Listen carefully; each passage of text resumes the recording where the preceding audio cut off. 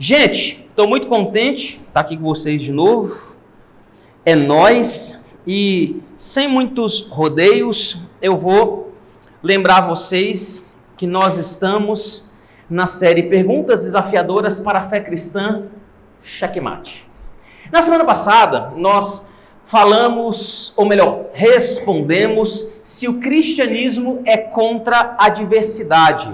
Nós primeiro respondemos o que é diversidade, qual que é a diferença que a diversidade cristã da diversidade secular, e mostramos que a acusação que o cristianismo é contrário à diversidade, ela é mentirosa, porque o cristianismo, ele sempre foi um espaço seguro para a verdadeira diversidade.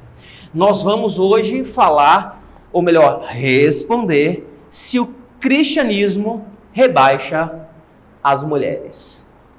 Falar de papel de gênero, quer seja para o homem ou quer seja para a mulher, é mexer num vespeiro, porque frequentemente, quando nós nos propomos a falar desse assunto, nós recebemos diversos ataques. Inclusive, quando essa gravação for para a internet, provavelmente pode ser que tentem cancelar o pastor de vocês. Não seria a primeira vez.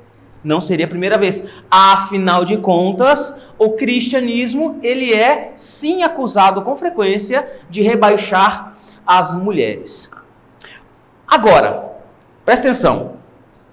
Por que esse assunto é tão complicado? Porque ele mexe nas funções do homem e da mulher e faz com que as pessoas sejam sensibilizadas para aquilo que elas mais valorizam na nossa cultura e na nossa sociedade. E eu vou precisar que vocês prestem bastante atenção nas coisas que eu vou dizer. Tem uma autora que se chama Rebecca McCauley. Esse é o nome dela. Tá bom? Ela diz que o cristianismo está em declínio e está acabando, enquanto o secularismo, ou seja, essa concepção de vida onde não existe Deus, está avançando.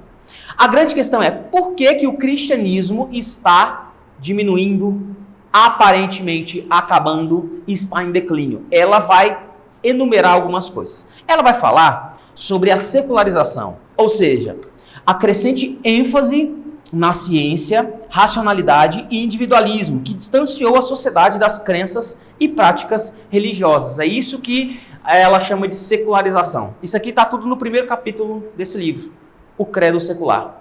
Ela vai dizer também que o racionalismo e o ceticismo está convencendo as pessoas que o cristianismo não é uma fé plausível. O que é racionalismo e ceticismo? É a crescente descrença em milagres e dogmas religiosos. Veja só, a fé cristã, ela acredita em coisas sobrenaturais, mas o racionalismo e o ceticismo, não. Segundo argumento dela do porquê que a fé cristã está em declínio, é que nós temos uma sociedade com foco em prosperidade individual.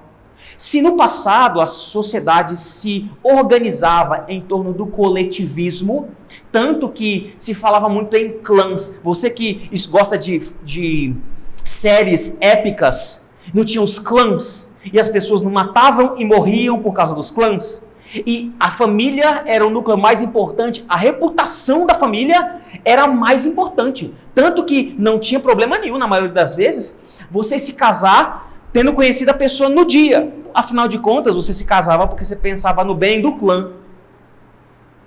E se você conversasse com a pessoa dessa época, você fala assim, mas você tá doida? Vai casar sem conhecer o cara? Ela, o que tem? Porque o foco da cultura daquela sociedade não estava no indivíduo, nem na vontade individual, mas estava na coletividade. Mas a nossa sociedade, ela prioriza o sucesso individual, o bem-estar material em detrimento da fé e da comunidade. E ela argumenta também que um dos motivos pelos quais a sociedade atual está se afastando do cristianismo é porque nós temos uma forte mudança social. Que seria esse último ponto aqui que está escrito errado. O que é mudança social? Nós temos vários movimentos ideológicos que estão crescendo, que estão tomando conta da maneira como as pessoas pensam e está influenciando completamente na forma como elas vivem. Eu tenho vários para citar, mas para a nossa aula, talvez o mais importante seja a ascensão do feminismo, a revolução sexual, a legalização do aborto e do casamento entre pessoas do mesmo sexo, que desafia os dogmas e valores tradicionais. Rebecca, ela vai dizer, no lugar do cristianismo está surgindo um novo credo. Presta atenção que essa palavra aqui é novo credo. É muito importante essa expressão. No lugar do cristianismo não está assumindo a crença. Não é isso que ela fala. No lugar do cristianismo está surgindo um novo credo. Um credo secular que molda a visão de mundo de muitos, mesmo que não se identifique como religiosos. Isso aqui é muito importante, porque nós achamos que a sociedade de hoje ela é menos religiosa que as sociedades do passado. Nós temos o costume, inclusive, de ouvir, se você conversar com seus pais ou com seus avós, quanto mais velha a pessoa, mais ela fala isso. Ah, porque no meu tempo as pessoas acreditavam em Deus, hoje está complicado, não é? Agora, você sabia que a sociedade atual não está ficando menos religiosa? Não está. Ela está ficando mais secular. Qual que é a diferença? Eles estão abandonando a fé cristã e abraçando outro tipo de credo, outro tipo de fé, que é o que ela chama de credo secular. Então as pessoas, olha só que interessante, seu colega, seu amigo ou seu familiar que fala assim, não, o cristianismo é coisa de doido. Ele não é menos religioso, ele não é. Ele só mudou a fé dele. Ao invés de colocar em Deus, está colocando em outro lugar. Mas, um desses credos seculares, que tem moldado a maneira de pensar aqui no Ocidente, é, como eu disse, o feminismo. O que é feminismo? É complexo explicar o que é feminismo. Por quê? Porque dependendo de quem explica o que é o feminismo, ele vai explicar de um jeito, tá? É importante considerar isso. Mas os principais pensadores, quando falam de feminismo, eles dividem o feminismo em 4 ondas e explicam o feminismo como um movimento social. Quais são essas 4 ondas do feminismo? A primeira aconteceu no século XIX e foi até o século XX, que foi uma luta por direitos civis, votos e alguns aspectos trabalhistas. A segunda onda foi nos anos 60 e 70, que lutou por liberdade sexual e reprodutiva das mulheres e igualdade de mercado. Lembre-se que o contexto da primeira onda era a Revolução Industrial. Agora o contexto da segunda onda já é a Woodstock, anos 70, psicodelia, sexo, drogas e rock and roll. Então o movimento feminista está completamente alinhado com o seu tempo. Enquanto a sociedade estava clamando por mais liberdade, sexo, drogas e rock and roll, o movimento feminista está pedindo o quê? Vamos lutar pela liberdade sexual e reprodutiva das mulheres. Inclusive foi nessa época que nasceu os primeiros anticoncepcionais e também a camisinha, que na época era uma membrana de tripa de porco. A primeira camisinha. Coisas estranhas. A terceira onda foi dos anos 90 e os anos 2000, que lutava pela diversidade das experiências femininas, e olha essa palavra, e interseccionalidade. O que é isso? Lutar pela diversidade das experiências femininas já significa uma relativização daquilo que é ser mulher. Significa que, a partir dos anos 90 e dos anos 2000, o conceito do que é mulher estava mudando. Estava sendo englobado as mulheres que hoje nós chamamos de mulheres biológicas, e na época estava lutando pelos homens que se consideravam mulheres, que hoje nós chamamos de mulheres trans. Mas isso não é de agora. A nomenclatura pode ser mais recente, mas nessas décadas o movimento feminista já estava envolvido nessas práticas. A quarta onda foi a partir do ano 2010, que já enfatiza o empoderamento feminino, representatividade cultural e justiça racial. Então o feminismo está intrinsecamente relacionado com movimentos relacionados ao racismo, a movimentos culturais, musicais, etc. Por isso que tem muita música, muita arte, muita série, muita cultura sendo produzida a partir desse viés, que é o viés feminista. Tem a ver com a quarta onda. Agora, quais são as características da cosmovisão feminista contemporânea? Porque, veja, essa é apenas uma maneira de explicar como que o feminismo se organiza ao longo da história. Isso daqui não é unânime entre os estudiosos, é apenas uma proposta, tá bom? O que o feminismo pensa? Principalmente essa quarta onda, que é a que a gente tá. Os estudiosos pensam que a gente está nessa quarta onda aí.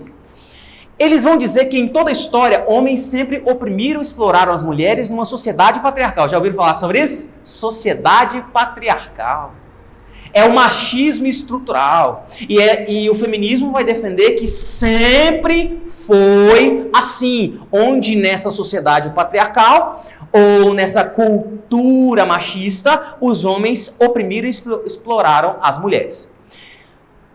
Ele vai dizer também que não há diferença entre homens e mulheres. É uma questão só genitália. Ou seja, você, não importa se você é homem ou mulher, você não é diferente um do outro. Por quê? Vocês têm genitais diferentes, mas não tem diferença. Vai dizer também a cosmovisão feminista que os homens controlaram as mulheres por meio da maternidade e do cuidado doméstico. Com frequência, as feministas, eles acusam que uma das maneiras de se controlar as mulheres ao longo da história é através do papel de mãe, de maternidade, e deixando elas presas em casa, como se elas fossem bichos e animais, por ficar em casa e cuidar dos seus filhos. Além disso, a cosmovisão feminista vai mostrar que como é que as mulheres se libertam. Como é que uma mulher pode lutar contra essa estrutura social patriarcal? Através do trabalho. As mulheres precisam de emancipação financeira para serem livres da estrutura da sociedade patriarcal e poder ter lugar de fala para levantar a voz contra as opressões sociais. Mas não dá para fazer isso se ela continuar dependendo financeiramente do homem. Então ela precisa trabalhar. Além disso, por fim, a cosmovisão feminista vai dizer que as mulheres, normalmente, principalmente as mulheres do passado, elas não sabiam que estavam sendo oprimidas. Elas não sabiam. Então, é necessário doutrinar as mulheres da nova geração, principalmente, para que elas enxerguem a opressão, levantem sua voz e lutem contra essa sociedade patriarcal. Agora a questão é, tá ligadaço? Por quê? Presta atenção. Por que eu estou concordando com a autora Rebecca McCallum de que o feminismo funciona como se fosse um credo ou uma religião? Não seria exagerar? Chamar o feminismo de uma religião? Eu vou explicar para vocês por que o feminismo se tornou uma fé secular para a sociedade ocidental crer. Sabe por quê? Porque ele utiliza as mesmas categorias da fé cristã. Se vocês estão aprendendo aqui na igreja há um bom tempo, vocês sabem que a nossa cosmovisão cristã divide a história em 4 partes ou em 4 atos. Criação, qual é o resto? Queda, redenção e consumação. Deus criou o mundo perfeito. O pecado entrou no mundo, ocasionando a queda, nós pecamos. Mas Cristo veio para nos trazer redenção. E no final, ele vai voltar para nos trazer a consumação, derrotar o mal e trazer a completa glorificação do seu reino. É isso que a cosmovisão cristã diz. Certo? E se eu disser para você que o feminismo utiliza essas mesmas categorias? E é por isso que ele se apresenta como uma alternativa secular à fé cristã. Olha só que interessante. Na criação feminista, ela vai dizer que não tem nenhuma distinção de gênero, onde homens e mulheres são iguais em essência, ou seja, não importa se você tem biologia diferente, não importa se você tem uma genitália diferente, é homem e mulher. Por quê? Porque a genitália não traz diferenças importantes. Porque no mundo perfeito da criação, do feminismo, é esse. E homens e mulheres são iguais em essência biológica e em papéis relacionados à função. Só que, por vários motivos, esse mundo perfeito foi afetado pelo quê? Pela sociedade patriarcal. Então, a queda na mentalidade feminista é a sociedade patriarcal, é o machismo estrutural. Então, o machismo e a queda o machismo e o estrutural e a sociedade patriarcal é a queda do mundo feminista. É por isso que qualquer teórico, homem ou mulher, que são feministas, eles vão olhar para a história inteira, tanto no passado quanto no presente, e vai falar assim, as coisas eram como eram por causa da sociedade patriarcal. O que eles estão dizendo? No passado o mundo era caído, hoje o mundo continua caído. O pecado da nossa sociedade se chama machismo. Tanto que, olha interessante, se o pecado, se a queda é sociedade patriarcal, machismo estrutural, não tem problema eles relativizarem uma série de outras coisas. Por quê? O que é problemático, o que é ofensível é machismo. Qual que é a redenção, então? É a doutrinação feminista e a libertação através do trabalho e emancipação feminina. Vocês estão percebendo que o feminismo utiliza a mesma estrutura cristã como uma resposta aos anseios culturais?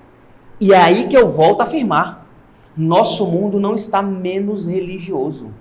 Nosso mundo continua tão religioso quanto no passado. A grande diferença é que estão abandonando as expressões de fé históricas, como o cristianismo, e abraçando as expressões de fé seculares, como o feminismo. E o que vocês acham? O feminismo está conseguindo ganhar ou não está conseguindo ganhar? Está conseguindo ganhar? Tá? Hã? Está na média? Está na média? Courtney, autora desse livro, Feminista Sem Saber, ela vai dizer que, infelizmente, o feminismo venceu.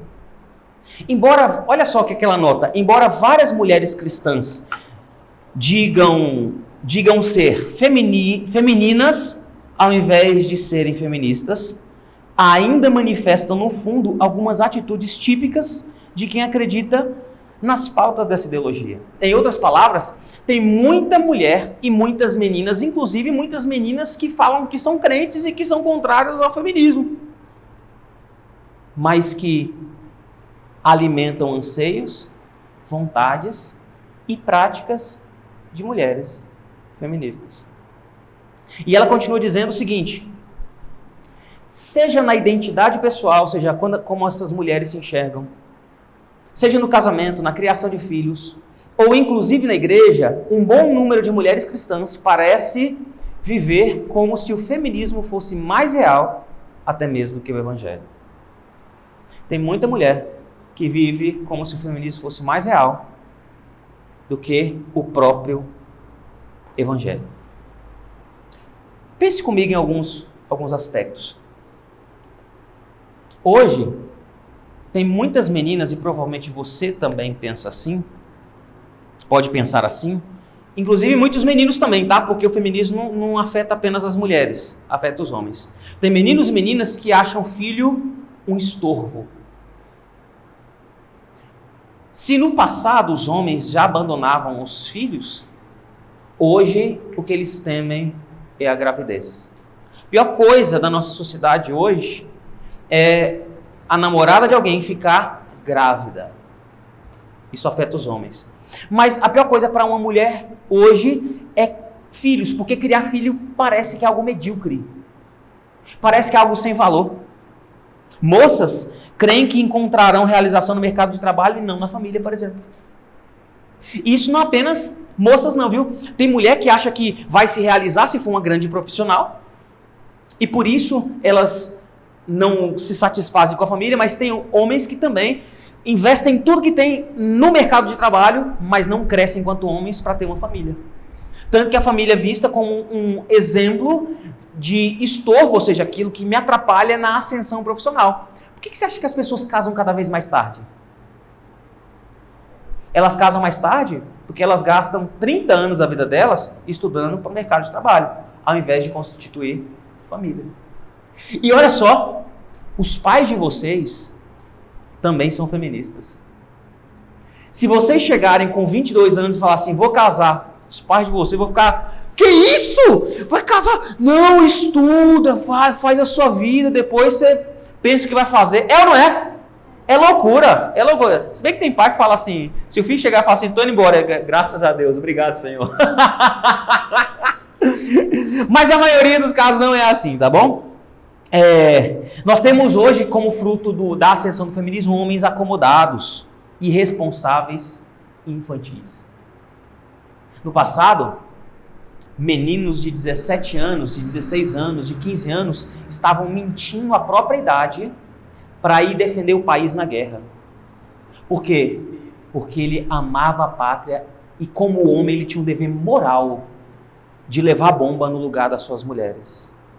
Hoje, com 15, 16, 17, está fazendo a dancinha no TikTok e jogando Roblox. É ou não é? Ai, mas eu gosto de jogar videogame. Não tem problema, inclusive eu jogo videogame também, tá?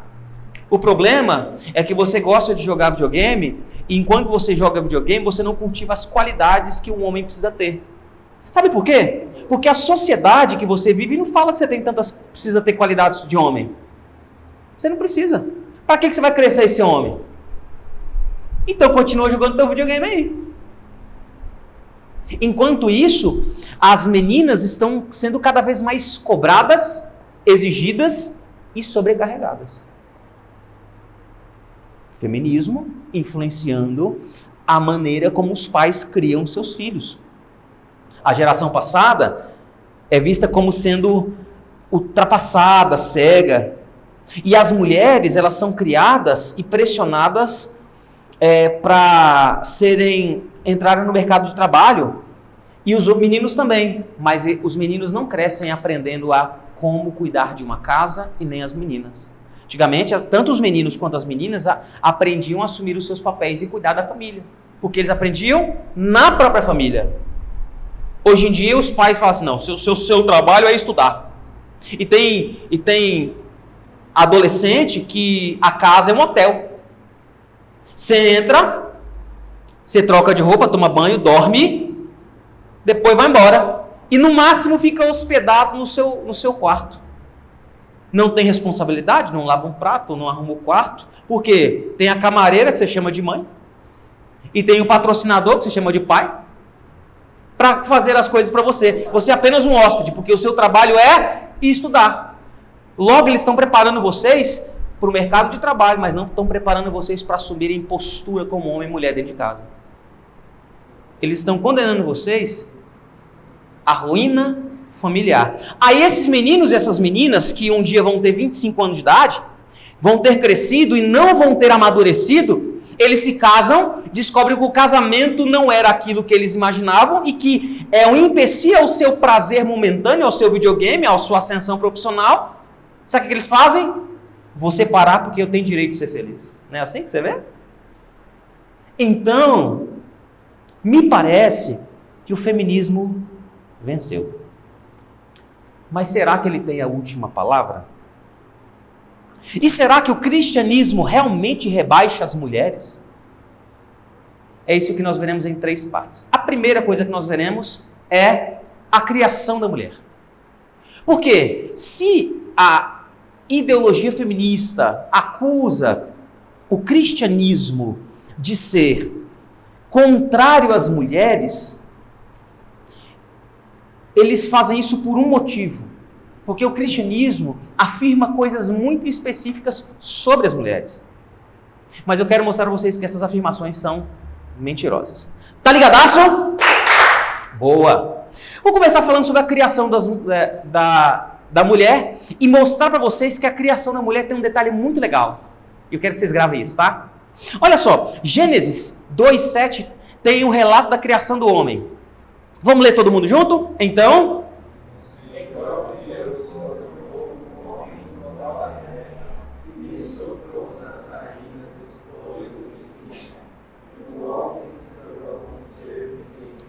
A palavra formou, hebraica, né, é yatzar. Essa é a palavra que foi traduzida como formou. Significa literalmente, olha só, dar forma ou moldar. Agora você pensa aqui comigo. Provavelmente, já que homens e mulheres são iguais, quando Deus foi fazer a mulher, Deus usaria a mesma, ou o texto bíblico usaria a mesma palavra para mostrar que Deus fez a mulher, certo? Bem, errado. Olha só o que diz o texto bíblico, todo mundo lendo de novo? Então, pesado sono sobre o homem, e este adormeceu. Tirou-lhe uma das costelas e fechou o lugar com carne. E da costela que havia tirado do homem, o Senhor Deus formou uma mulher e a levou até ele. Então olha só, aqui vocês conhecem a narrativa bíblica. Deus falou, não é bom que o homem esteja só, e deu a tarefa para Adão de nomear os animais. Ele nomeou os animais, chegou à conclusão que não havia nenhum animal igual a ele, e aí Deus depois disso faz ele dormir, né? E aí é o nosso texto bíblico. Então o Senhor Deus fez cair um pesado sono e tirou uma das costelas e fechou o lugar com carne. Interessante o cuidado do texto bíblico, né? O próprio texto bíblico fala que Deus foi lá, tirou a costela, fechou, tampou e tal. E dessa costela, o que ele fez? Formou. Formou. Não é a mesma palavra aqui. Isso aqui é interessante. No português é a mesma palavra, mas no hebraico não é yatzar, é baná, que significa edificar e esculpir. E esculpir. Por que isso é importante? Porque dar forma, moldar, pode descrever uma tarefa bruta, rústica. É um pedreiro que está jogando massa e assentando tijolo. É algo mais rústico, estou falando sério. É hebraico isso. Mas baná não é um trabalho de um pedreiro assentando tijolo. É um trabalho de um artista, de um artesão, moldando material. Por que isso é importante? Tá ligadaço? Porque da maneira como Deus cria o homem e a mulher, ele já deixa claro que homem e a mulher, eles são diferentes. Tanto é que quando Deus fez a mulher, quando formou a mulher, quando esculpiu a mulher, ele foi mais cuidadoso, mais delicado. Ele foi mais zeloso, por assim dizer. Olha que interessante, o Novo Testamento, quando Pedro escreve aos maridos e fala que os maridos devem cuidar das suas esposas, ele fala exatamente isso, que as mulheres são preciosas, são delicadas e precisa de um cuidado especial. Olha o que o Novo Testamento, que ecoa essa verdade, vai dizer: maridos, vocês igualmente vivam a vida comum do lar com discernimento, dando honra à esposa. E ele explica por quê. Por ser a parte mais frágil.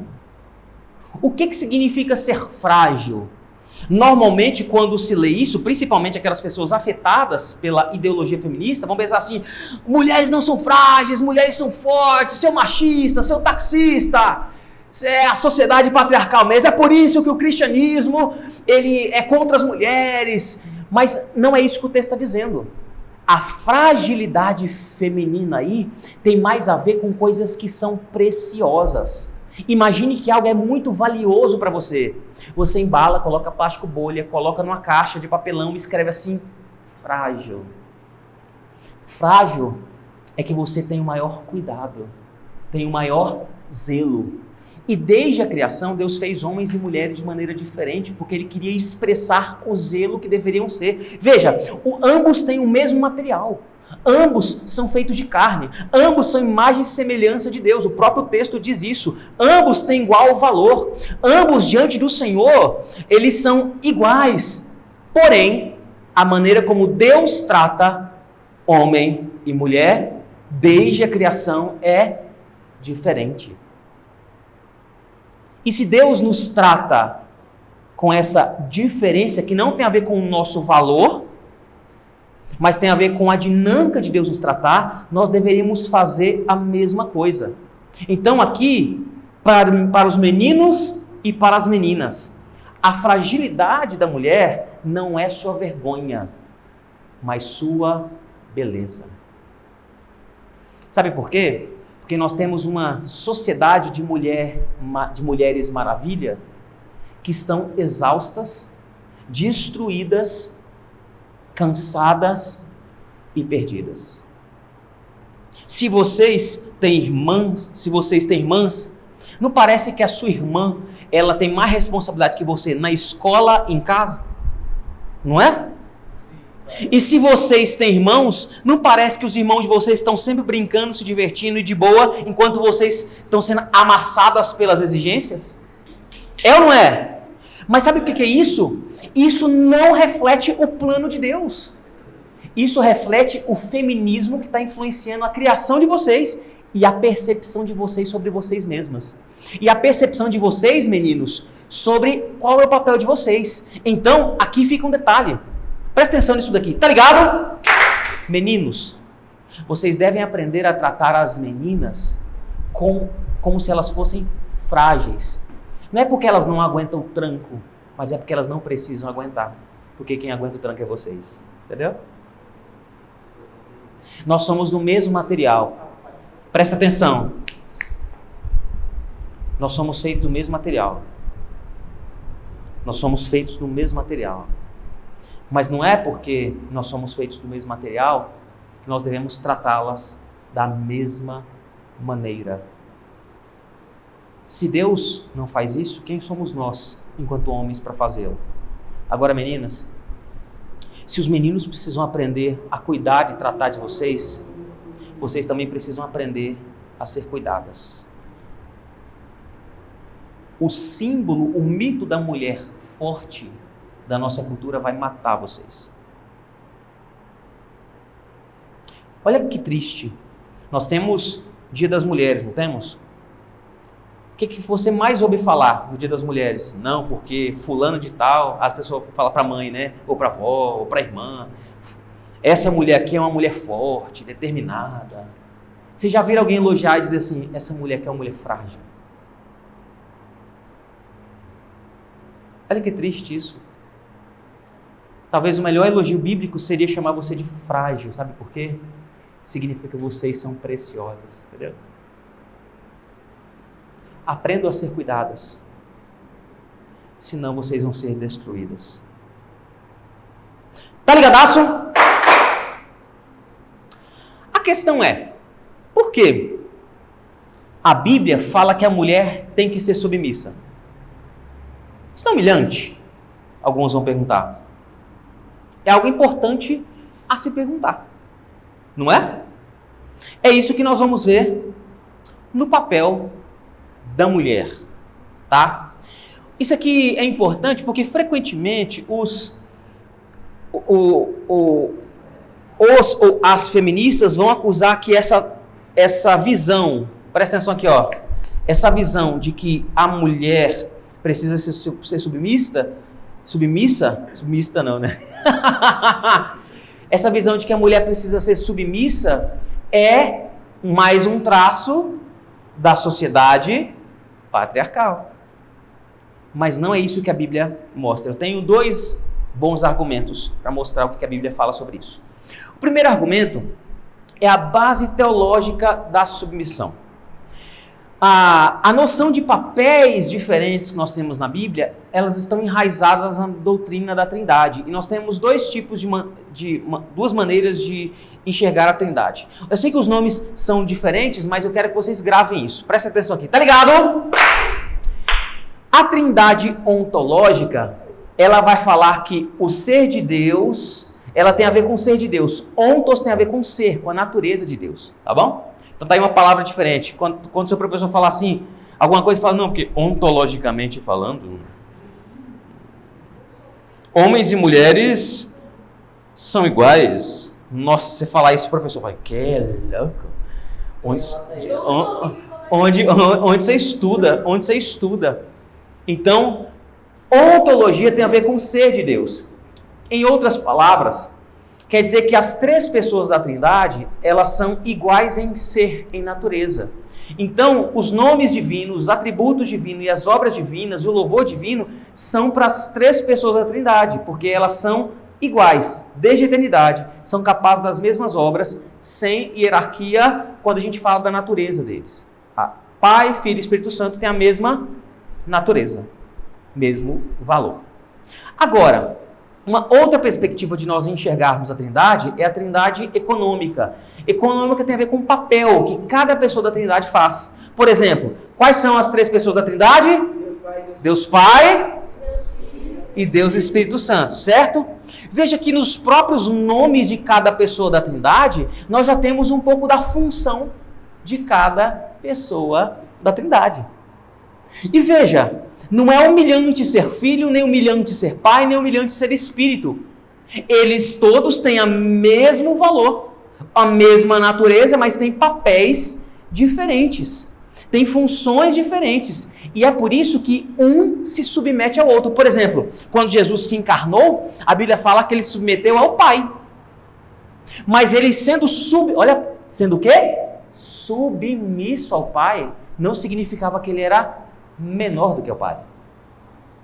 Ele apenas estava assumindo a sua função, seu papel. Porque as pessoas são iguais desde a eternidade, mas na história elas têm papéis diferentes. E da mesma maneira que é na Trindade, é também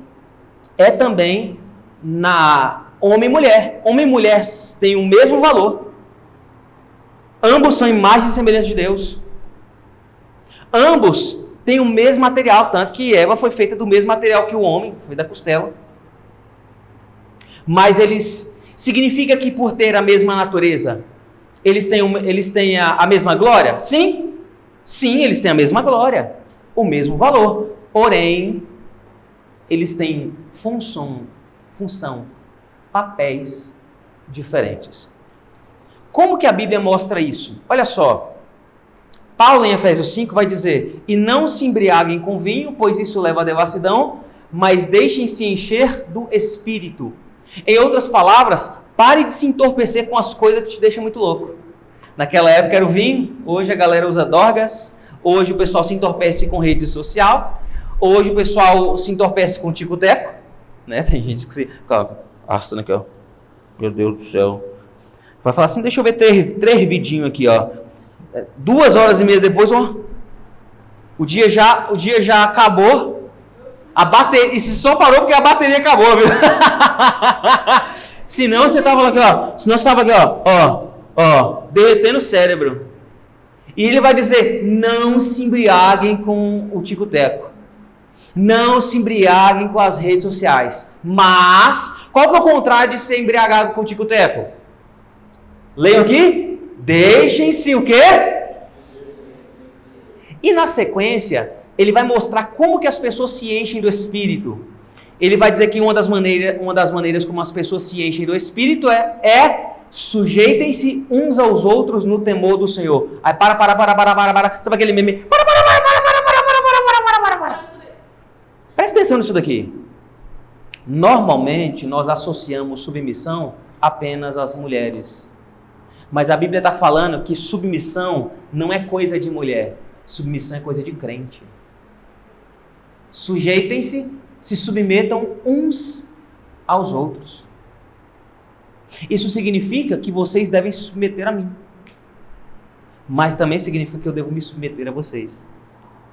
Isso significa que os pais de vocês devem submeter a vocês, mas que vocês devem submeter aos pais de vocês. Qual que é a grande diferença? Todo mundo aqui é igual, mesma natureza, só que assume papéis diferentes. Em outras palavras, o que muda? Muda a maneira como eu me submeto a vocês, a maneira como vocês se submetem a mim, a maneira como a esposa se submete ao seu marido e a maneira como o marido se submete à esposa. É por isso que na sequência, vejam só, aqui nós estamos em Efésios 5, 21. Na sequência, ele começa a falar de como que cada pessoa funcionalmente, ou seja, ela tem o mesmo valor que as outras pessoas, mas elas assumem papéis funcionais diferentes. As esposas, elas se submetem à liderança do marido como demonstração prática da vontade de Deus. Os maridos se submetem às esposas, como? Amando a esposa e liderando a família, como demonstração prática da vontade de Deus. Os filhos se submetem aos pais, obedecendo como demonstração prática da vontade de Deus. Os pais se submetem aos filhos, como? Criando os filhos no Senhor como demonstração prática da vontade de Deus. Os servos se submetem ao Senhor, ao patrão. Como? Trabalhando com excelência. Os patrões também se submetem aos servos. Como? Sendo justos com cada um dos servos. Agora preste atenção aqui. Tá ligadaço? Isso é fantástico. Porque o cristianismo não tem compromisso com as sensibilidades culturais de cada tempo. Ele tem compromisso com a vontade de Deus, com a agenda do reino de Deus. Porque vejam só, na sociedade que Paulo escreveu isso daqui, quando ele escreveu, submetam-se uns aos outros no temor de Cristo, e na sequência falou, as esposas aos seus próprios maridos, sabe o que as mulheres falaram? Beleza, eu já faço isso. Mas aí na sequência, olha só, imagina, na sequência ele fala que os maridos também devem submeter as esposas, liderando, amando e sacrificando por elas. Os caras, como assim? Paulo tá louco. Por quê? Na sociedade romana, mulher era propriedade do marido. E não era visto como tendo o mesmo valor que os homens. Sabe uma coisa interessante? Presta atenção, tá ligadaço? Você sabia que para a mentalidade romana, para a mentalidade greco-romana, homem e mulheres, eles não tinham o mesmo valor? Ou seja, não tinha a mesma natureza, a mesma ontologia? Homens e mulheres, eles tinham uma natureza diferente. Tanto que Platão, quando escreve o livro O Banquete é um livro filosófico de Platão. Sabe qual que é a grande discussão do livro Banquete? O que é o amor? O livro inteiro, ele é uma conversa entre filósofos para discutir o que é amor. E na sua grande discussão da filosofia platônica, eles vão dizer, em nenhum momento eles citam o amor entre o homem e a mulher. Sabe por quê? Porque na mentalidade deles, não existia amor entre homem e mulher. Você só pode experimentar amor entre quem é igual a você, entre seus pares. Agora, presta atenção aqui. Como é que chama o livro que eu falei? O Banquete. Por quê? O contexto que eles estavam discutindo a natureza do amor era um banquete, era uma orgia, só entre homens. Você só pode discutir o que é amor de verdade só entre homens, para a mentalidade greco-romana. Porque mulheres eram vistas como sendo de um material diferente, uma ontologia diferente, e por isso, um valor diferente. Só que agora, quando Paulo, nessa sociedade, diz, numa sociedade influenciada por esse tipo de visão, diz assim, que os maridos devem se submeter às suas esposas, se sacrificando e amando, sabe o que os caras pensaram? Paulo tá doido, prende o homem. O cara tá doido. Do mesmo jeito que hoje, quando a Bíblia fala assim, marido, ame as suas esposas, pessoal, beleza. Mulher se submete aos seus maridos. Que isso? Machista, taxista, clubista. Não é assim? Agora veja como o mesmo texto, em épocas diferentes, tratam do mesmo problema. Que se no passado nós tínhamos homens que desvalorizavam as mulheres e eram abusivos, o cristianismo recuperou a dignidade delas ao dizer que elas precisam submeter, mas ao dizer que os homens também precisam submeter e liderar. Do mesmo jeito hoje, ele está recuperando a dignidade das mulheres ao dizer para elas, você precisa submeter. Mas ao dizer aos homens, você também precisa submeter, liderando e se sacrificando. Olha só, o mesmo texto. Não comprando sensibilidades culturais, mas afirmando o propósito de Deus. Por quê? A mesma natureza, o mesmo valor, todos são imagens semelhantes de Deus, mas assumem papéis diferentes de acordo com o nível de relacionamento. Então presta atenção aqui. Submissão, antes de ser um papel, é uma postura. Meninas, ser auxiliadora é uma função, um papel que deriva da postura, de uma postura do coração. É por isso que só quem faz isso é pessoas cheias do Espírito. Sabe por quê?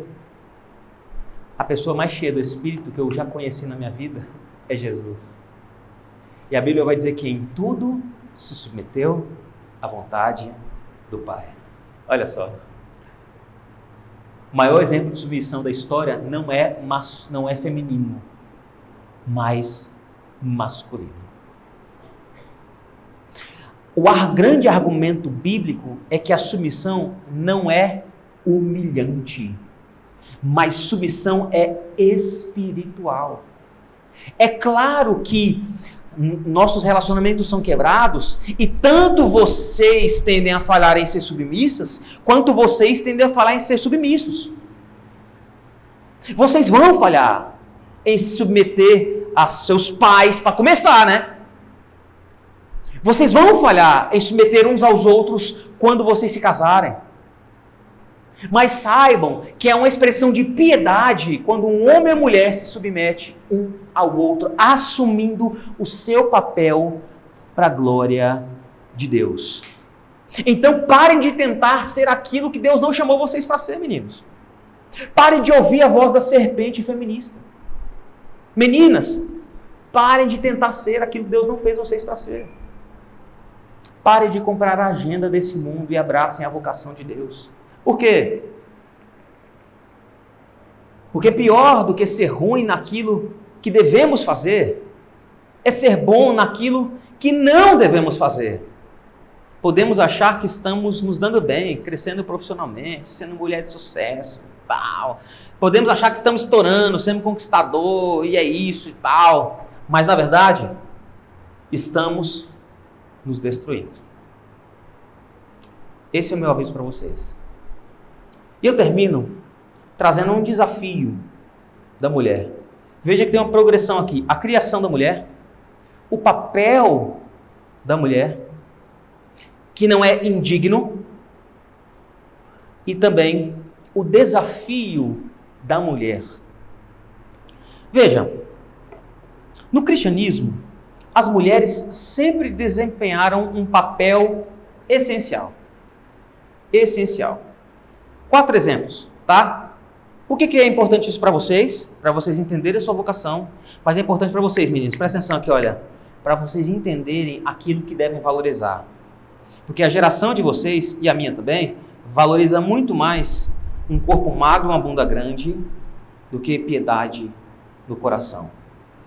Porque se as estatísticas estiverem certas, todos vocês aqui assistem pornografia.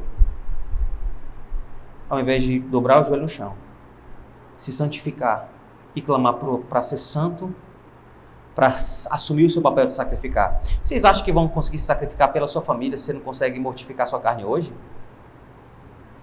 Não vai não. Mas isso também é mais uma dos triunfos do feminismo no nosso tempo. Afinal de contas, ele lutou pela liberação sexual. Percebe? Inclusive liberação sexual das mulheres. Tem movimento feminista que luta pelo direito das mulheres serem prostitutas e terem OnlyFans. Mas eu nunca vi nenhum movimento feminista tirar as mulheres da prostituição. Isso quem faz é a igreja cristã, que historicamente, desde os tempos de Jesus, olha para a mulher não a partir da sua desonra, porque ofereceu o seu corpo por dinheiro, mas olha para a mulher pelas lentes do seu Criador. É por isso que no cristianismo as mulheres sempre desempenharam um papel essencial, porque elas são portadores da graça de gerar vida, como Deus. Deus é aquele que gera vida, que da carne faz gente. Não é isso que Deus fez? Tirou a costela, moldou, fez gente, fez a mulher. Mulheres também fazem isso. Moldam a carne em seu ventre e faz gente. Olha só. E veja como isso é graça. Muitas mulheres reclamam, porque lá na queda Deus falou que entre dores você dará luz a filho. É verdade, a dor, ela é fruto da queda, mas gerar filho é fruto da misericórdia de Deus. Olha só, vai doer, mas vai ter vida. Vai sofrer para gerar, para carregar, para criar, mas a vida vai continuar. Olha só, é graça e misericórdia de Deus, meninas. Então, elas são portadoras da graça de gerar vida como Deus. As mulheres são símbolo de perseverança. Veja que quando todos os discípulos abandonaram Jesus, as mulheres permaneceram aos pés da cruz. Elas ficaram lá. Quem fugiu foram os discípulos. Inclusive, Pedro tinha pouco tempo antes falado assim, Jesus! Pedro que era machista, né? Tô zoando. Pedro chegou assim e falou assim, ô Jesus, se todo mundo te abandonar, eu não vou te deixar. Aí, Jesus olha para Pedro e fala, Pedro, baixa sua bolinha, Pedrão. Fica de boa. Porque você vai me abandonar. Não, tá doido, Jesus. Cara que são fracos, eu sou brabo. Todo mundo, inclusive Pedro, abandonou Jesus. Mas as mulheres permaneceram. Frequentemente, são as mulheres maior número de integrantes e membros das igrejas. Se nós fizermos uma estatística, e eu estou correndo atrás disso, provavelmente constataremos que pelo menos 60% da nossa igreja, se não mais, são mulheres. Quantas mulheres vocês enxergam vindo sozinha na igreja? Várias. Quantos homens? Eu não lembro de nenhum. Só você, né, Mateus? Você é o bandido. Outra coisa, as mulheres foram as primeiras testemunhas da ressurreição. No domingo da ressurreição, as mulheres foram ao túmulo de Jesus para tratar do corpo de Jesus com perfumes. E ao chegar lá, elas constataram a ressurreição de Jesus. O anjo falou e depois o próprio Jesus apareceu para elas. Vejam só, o maior evento da história, aquilo que mudou tudo. Quem foram as primeiras a testemunhar isso? As mulheres. Isso me faz pensar, meninas, presta atenção. Se o feminismo ele distorce a sua visão para a realidade, o cristianismo vai te dar a visão espiritual, a visão de Jesus ressurreto. Isso vai mudar a sua vida. É interessante falar também, naquele tempo, lembra que eu falei, uma sociedade greco-romana, a palavra de uma mulher tinha valor? Não tinha. Uma mulher podia testemunhar no tribunal? Não podia. Mas Jesus sabia disso? Claro que ele sabia. E tendo aparecido ressurreto para as mulheres, ele vai dizer para as mulheres, vai lá e fala para todo mundo que eu estou vivo. Como assim, Jesus? Você não sabia que a gente não tem, nossa palavra não tem peso, não? Lógico que Jesus sabia. Mas Jesus não está nem aí com as convenções culturais. A palavra de Jesus é, vão e preguem, vão e anunciem que eu ressuscitei. Não estou nem aí para a sua cultura, não. Por quê? No meu reino, a palavra de vocês tem o mesmo valor que a palavra de qualquer homem. Olha o cristianismo malvadão aí. Além disso, as mulheres são alvos especiais da sensibilidade e graça de Jesus. Veja, as mulheres mais desonradas foram tratadas com sensibilidade. Na minha mente aqui, quando eu escrevi isso, está a mulher que pega água ao meio-dia no poço, que era desonrada. que era envergonhada, que ela sentia vergonha de si mesma, tanto que estava pegando água no momento em que ninguém pegava água. Mas Jesus não vê apenas uma mulher desonrada e perdida. Jesus vê uma mulher que precisa ser restaurada. Mas a boa nova, presta atenção aqui, tá ligado? É que Jesus não apenas restaura mulheres, viu meninas? Ele pode restaurar vocês. Mas Jesus restaura a gente e pode libertar vocês, meninos, para que vocês sejam um homem de Deus. O cristianismo não é um cristianismo de homens e mulheres. Também é. O cristianismo é religião de gente. De gente. Eu quero terminar dizendo para vocês, meninas, abandonarem uma espiritualidade feminista e abraçarem uma espiritualidade feminina. Entendeu? Feminismo, feminilidade, entendeu? Olha o que vocês precisam deixar. O feminismo cultiva seus dons e talentos para se provar. A mulher tem que dizer que pode, que faz, que acontece, que não sei o quê. Vai lá, prova o seu valor. Mas o cristianismo vai dizer que as mulheres cultivam seus dons e talentos para a glória de Deus. Aqui elas tentam sempre se provar. Aqui elas provam daquilo que Jesus fez. A espiritualidade feminista vai negar as diferenças que existem nas funções e nos papéis de homem e de mulher. Agora, a espiritualidade feminina celebra as diferenças. Você não precisa se envergonhar por ser mulher. Você pode celebrar, entendeu? Olha que beleza. Vocês também não precisam se envergonhar por ser homem. É que o homem é descarado, eles não se envergonham não, eles são sem vergonha mesmo. Mas celebre isso. Olha só, a maneira como vocês crescem e santificam é só para vocês. Por quê? Deus não chamou para vocês para serem mulheres de Deus. Não, será? Hoje está difícil, hoje o pessoal está meio confundindo. Mas veja só, Deus chamou vocês para serem homens de Deus. Se Deus quiser, no ano que vem a gente vai fazer um acampamento só dos meninos. Arrumar umas lenhas, vamos cortar a lenha, acordar de madrugada, construir. Machista, taxista, é isso mesmo. Veja só. Agora vocês, meninas, prestem atenção. Vocês não foram chamadas para serem outra coisa senão mulher de Deus. Não percam tempo se cansando, se desgastando, tentando ser homens ou assumindo papéis que não são de vocês. Entendeu? Então, celebrem as diferenças. A espiritualidade feminista culpa o patriarcado pela desgraça social. A espiritualidade feminina cristã vem o pecado como origem de toda desgraça. A espiritualidade feminista milita para conscientizar a sociedade. A espiritualidade feminina prega o evangelho para espalhar a salvação. Olha a diferença. Então abandonem a espiritualidade feminista. Se você me perguntar, pastor, é possível ser feminista e cristã? Veja só. Quem faz essa pergunta normalmente não conhece nem o cristianismo e nem o feminismo.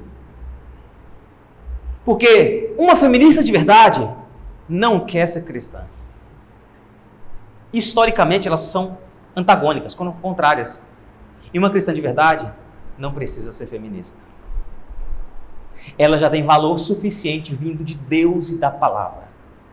É por isso que eu termino dizendo: abandone a espiritualidade feminista e abrace a espiritualidade feminina.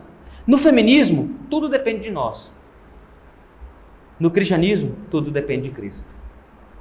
Meninas, sejam as mulheres que Deus as chamou para ser. Isso não é um fardo, é uma dádiva. Meninos, ajudem as meninas a serem as mulheres que Deus as chamou para ser. Aprendendo a ser os homens que Deus chamou vocês para ser. Quanto mais vocês se empenharem nos papéis de vocês, mais fácil ficará para elas exercerem os papéis delas. E quanto mais vocês se empenharem no papel de vocês, mais fácil ficará para que vocês se empenhem no papel de vocês. E no final, a pergunta é: o cristianismo, ele é contrário às mulheres? Ele rebaixa as mulheres? Não. O cristianismo protege, valoriza e cuida das mulheres como nenhuma outra religião na face da terra jamais fez. E no final das contas, quem recebe a glória é Jesus.